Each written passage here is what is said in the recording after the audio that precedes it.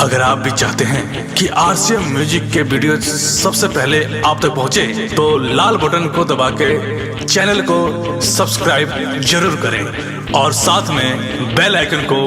दबाना ना भूलें।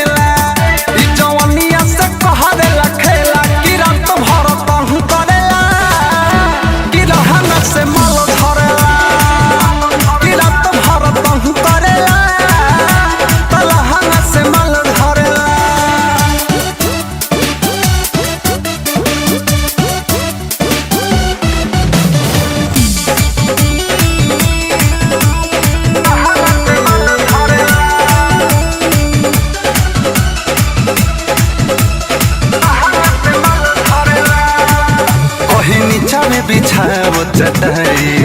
मजा पलंग से बेसी भेटाई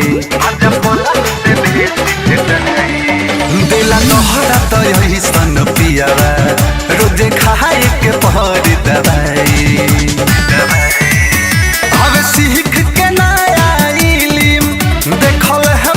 कौन फिल्म की करो न मन भरेला पलहन से माल धरेला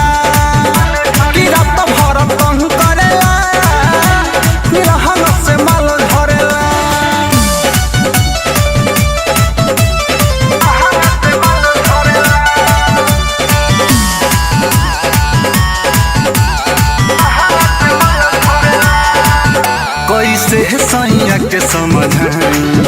वही उनके ना होई पढ़ाई सोनू शाहजन बारे निरदहिया